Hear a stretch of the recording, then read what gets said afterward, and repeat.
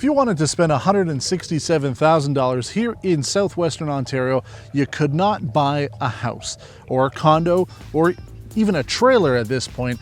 Everything has gotten so expensive with the housing market that $167K buys you nothing, but it does buy you this. This, my friends, is a 2024 Range Rover Sport P550e Autobiography. This is a plug-in hybrid midsize luxury SUV, and there is quite a lot going on for it. As I said, $167,000 Canadian, $140,000 in the US. This one is extremely well optioned with the $10,600 Constellation gloss paint. I think it looks beautiful, especially with some good weather finally. It's rained here all week. I've had to wash this car several times just to film it, but it is well worth it. So $167,000, but like I said, you get a lot with it. Under the hood is a 3-liter straight-six gas engine paired with a plug-in hybrid electric system that gives you more torque than the twin-turbo V8 out of the SV. This produces 543 horsepower, 590 pound-feet of torque, and also has an 8-speed ZF transmission. Now, Jaguar Land Rover says that this vehicle will do about 85 to 90 kilometers fully electric when you've got it fully charged up. The WLTP says it'll do about 121 kilometers fully electric. We typically don't see those numbers here in Canada. It's almost always like 25% less than that statistic. So we're looking at about that 90 kilometer range. I've gotten about 85 kilometers fully electric, which I still think is more than enough for what most people do. And that's the whole reason why Land Rover went with a bigger battery pack for this vehicle. 38.2 kilowatt hours is the total. 31.8 kilowatt hours is the usable amount of battery off of this, which is really good. I mean, it's pretty much class leading when it comes to any other luxury plug-in hybrid. The most recent one we did was the BMW X5. That did what, about the same, maybe like 75, 80 kilometers fully electric, but there's a lot more prestige that comes with a Range Rover, especially one that looks as good as this. Now, I'd love to stand here and tell you that we're going to go over absolutely everything there is to know about this Range Rover Sport, but we don't have 40 minutes or more to go over. There's so much on this vehicle that I just can't cover it all. So I want to talk about the most important things, the things that are going to be important to buyers like yourselves who are looking at this vehicle, who want to spend $167,000 on a plug-in hybrid luxury SUV, because there is so much to go over, but we're going to talk about what's the most important. Talking a little bit about charging, this has a 7.2 kilowatt onboard charger, which is what we like to see from any plug-in hybrids today. It also has a 50 kilowatt DC fast charger, which is something we don't usually see. In fact, when we drove the Mercedes S580e a few weeks ago, I mentioned that that was an option available on the car to have a DC fast charger. So this comes with it, which I think is really good. Now, for my use case, I don't need a DC fast charger. However, I might actually use it, because when I drop this vehicle off, I'd like to drop it off as fully charged as possible. So rather than spending 5 hours at a level 2 charger to get this fully charged up, I could go somewhere with a DC fast charge and spend maybe 15 minutes getting this to about 80% charge. So there's quite a bit of mechanical stuff I want to talk about that makes the Range Rover Sport pretty cool. First off, it has all-wheel steering, which I know a lot of luxury cars have today, but it is something that comes standard on the P550e. You get 7.3 degrees of rear axle steering. So if you're in a parking lot such as we are here, the wheels will turn in the opposite direction as you're making those turns. Then over 50 kilometers an hour, the wheels will turn in the same direction. So it'll make lane changing on highways a little bit easier. We also have a dynamic air suspension system on this vehicle. So not only will it lower down when you're getting in and out of it, but you also have an off-road mode to be able to go off-roading with it, which the Range Rover Sport excels at. This is one of the fastest air suspensions I've ever tested. You push the button on the driver's side to lower the vehicle, and it's down in like less than a second. It is quick. The all-wheel drive system on the Range Rover Sport is active most of the time. So when you're off-roading, if you're pulling away from a stop, the weather outside is cold, i.e. the winter, or you're going over 160 kilometers an hour, all-wheel drive will be running, but during the rest of the time, it will disengage the front wheels, the front axle, and the drive shaft to allow for less drag on those components, giving you slightly better fuel efficiency or energy efficiency, depending on which mode you're driving in. The Range Rover Sport also has a configurable ride comfort system, so you can determine how you want your ride to be, whether it's a little bit firmer, a little bit softer, and I can tell you, before we even take this on the road, that this is one of the most comfortable SUVs I've ever driven. Going over bumps is like nothing at all. I can't believe it. This is S-Class quality ride in an SUV.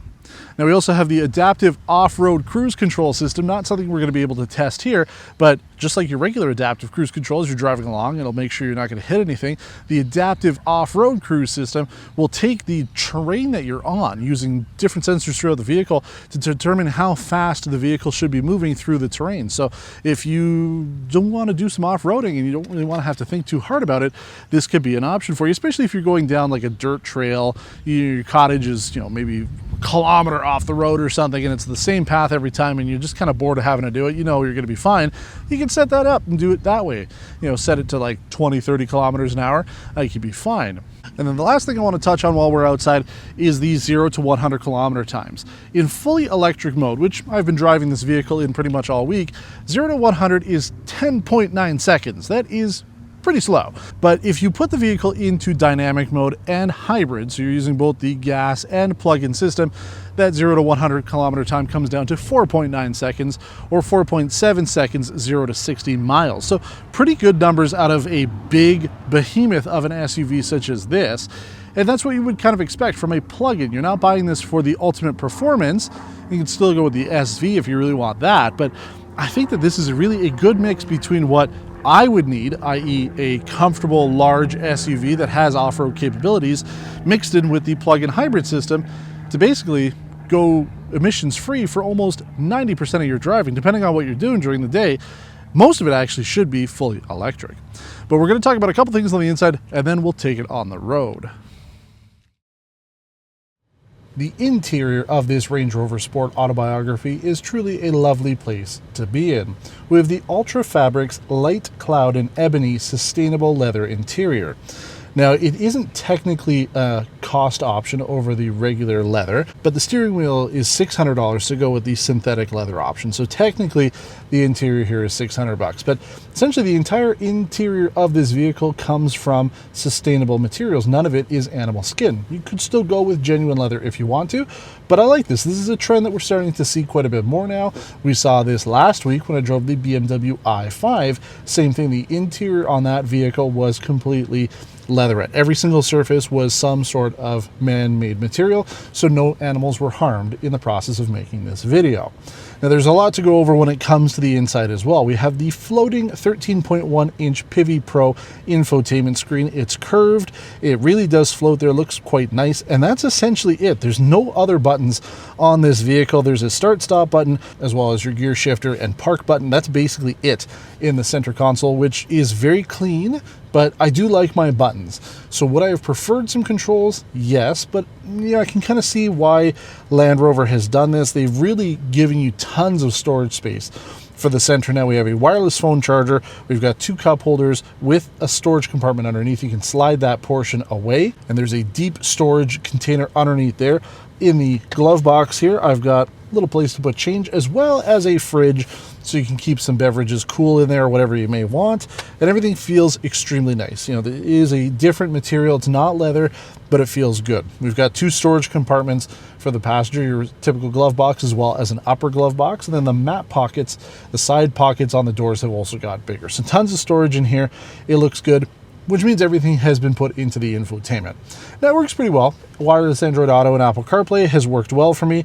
I start the vehicle up. I can tell it, if I want to change the temperature and things like that. It's got pretty much everything I need within easy reach. So I'm not too upset about it overall, and it's been pretty responsive. The infotainment system itself, not only is the UI quite large, so it's easy to use, easy to navigate, but the processing power they've put on this is good. So when you're trying to actually go through the screens, everything works really well.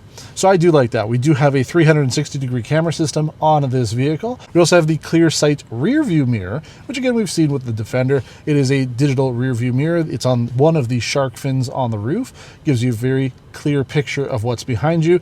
And even in the torrential rain that I had coming home with this, no problems whatsoever. It didn't get gunked up whatsoever.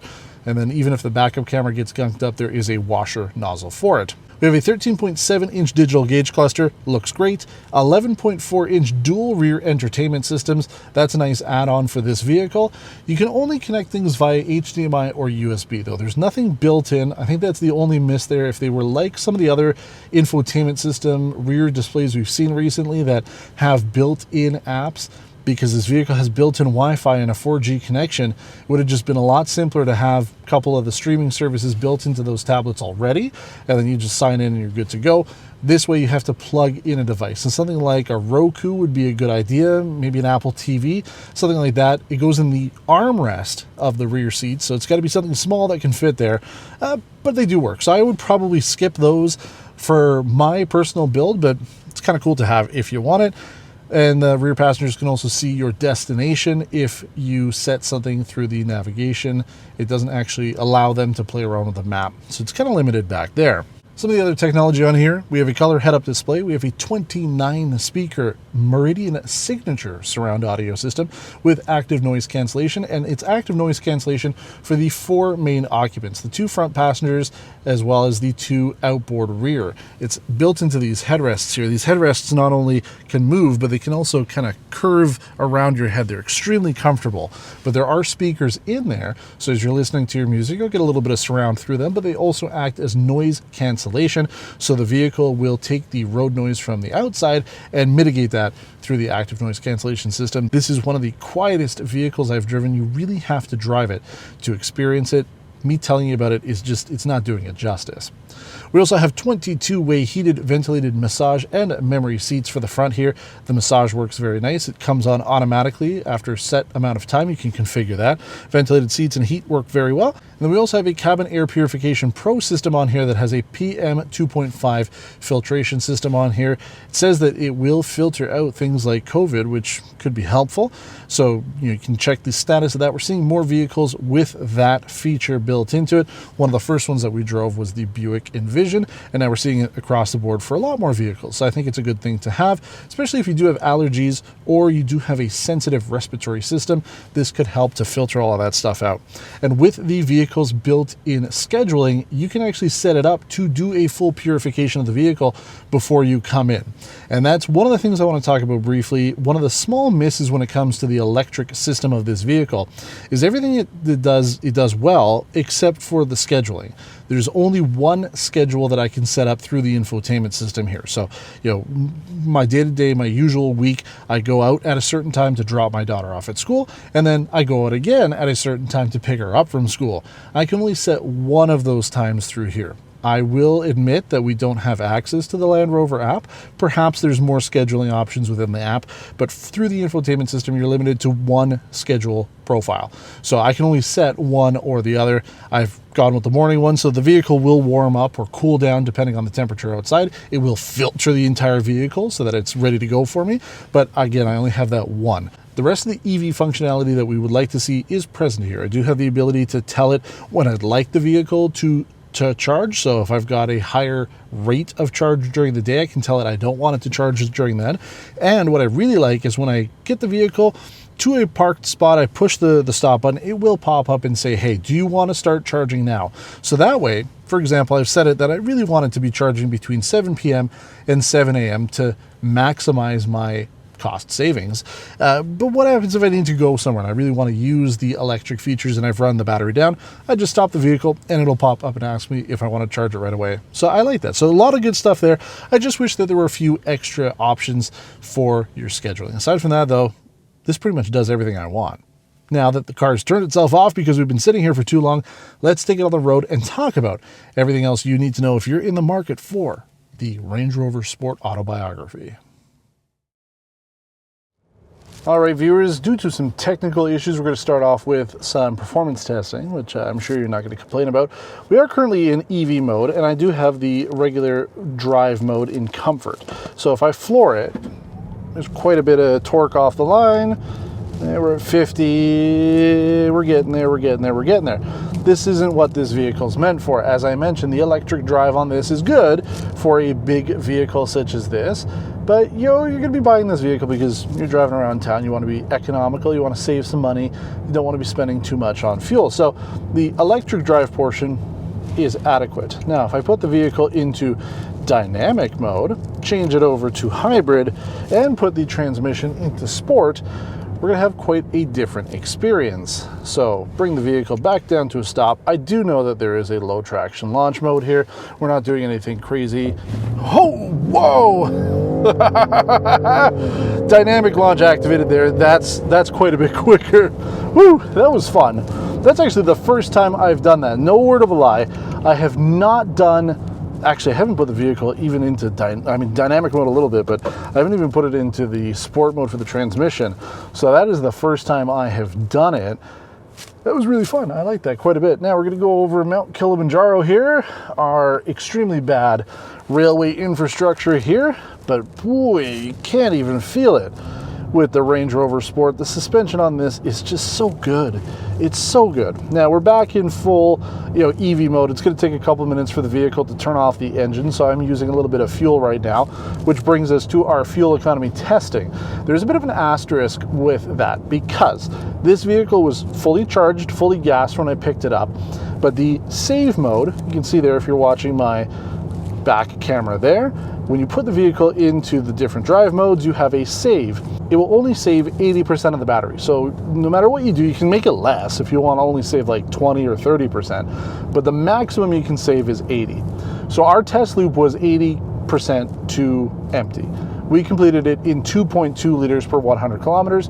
We did about 71.6 kilometers fully electric before the gas system needed to kick in. These are extremely good numbers for this vehicle. I'm very impressed by them. Now the rest of my drive was about 4.5 liters per 100 kilometers. So it's about 180 kilometers total. That's how far it is for me to pick these vehicles up and bring them home. And part of that drive is our test loop. So that's where we get our 100 kilometers from. So we're getting some decent performance out of there. And again, the vehicle is in hybrid mode now. So we're getting a little bit of, a combined experience here, quite a bit more performance than I have been using this week, but I really want it to be in EV mode. How about if we put it in eco? Will it do it? So this is the problem. This whole week has been fantastic. I have had zero issues with this vehicle because I keep it in EV mode. I'm not using the gas system at all whatsoever. Now that I'm testing it here with you guys, we're having some hiccups here, and I think it's just because we drove the car really quick. The vehicle's like, yeah, you run the gas for a little bit, no problem. So for the most part though, this has been so smooth. It's so comfortable, so quiet on the road. It is great. And if you've watched Test Drive before, you'll know that my favorite SUV currently is the Land Rover Defender. The only thing that would make that vehicle better is this power plant. This is what they need to put into it, because I don't need to do a lot of driving. My day-to-day is like 5 to 10 kilometers throughout the week, right? So if I were a normal person doing normal things and just doing what I do here in town, then that would be more than enough to get me from point A to point B fully electric. That's what this vehicle does. And that's why I really like driving this Range Rover Sport. I mean, aside from the fact that it looks great, it's super comfortable, everything else about it I've just loved, but it is the hybrid system that it makes it for me, because I'm at the point now, again, I've said it plenty of times on this show, that I think every vehicle at the very minimum should have some sort of hybrid system. It doesn't need to be a plug-in, but at least a plug-in should be offered. And something like this is why I would consider a Range Rover Sport, because I have the ability to plug this vehicle in and get the most out of it. It's costing me like $2 to charge this thing at the very most. $2 to go 80 kilometers. If I wanted to put $2 of premium fuel, which is what this vehicle requires, it will be 1 liter of fuel. How far can I go on 1 liter of fuel? Definitely not 80 kilometers. So you're getting a good value for that. Yes, the vehicle is expensive. It is more expensive than the BMW X5 that we drove, and it would be more expensive than a similar Mercedes-Benz GLE 450e now is their plug-in vehicle for the midsize SUV market. But this is a Range Rover. This has more prestige than those vehicles. This sits a little bit above, sort of in line with things like a Porsche. So this is a super compelling vehicle. The performance is there. The comfort is there. Rear seats, I have plenty of space back there. Getting in and out is pretty good. Like I said, I would skip the rear entertainment, but that's fine. But everything else about this vehicle has been great. I mean, I love driving it. Yeah, excellent job I was, I'll admit, I was kind of curious because Jaguar Land Rover, they had their electric, the Jaguar I-Pace. It's been out for a little while now. And for me, I don't really associate electric vehicles, or plug-ins at least, with the Range Rover brand. So when I heard that this was on the market, I thought, great, I really want to test this out because I'm curious to see how it compares to BMW or even Mercedes when it comes to their plug-in hybrid technology. And I have to say that the tech itself is much closer to what Mercedes is doing compared to BMW. BMW, I found with the X5 that the transition between electric and gas was a little jittery. It wasn't very smooth. The Mercedes was a lot better, and this is quite a bit better too. Like, this is on par with the Mercedes. So if I'm driving in hybrid mode like I was on my way home, the transition between electric and gas is pretty much seamless. And that's what you want. You want it to be a comfortable experience. This is the whole reason why you're buying a Range Rover. So you don't want to have jitteriness. You don't want to have like a little shaking as you're going into gear. You want it to be smooth as butter. And it's exactly what this Range Rover Sport delivers.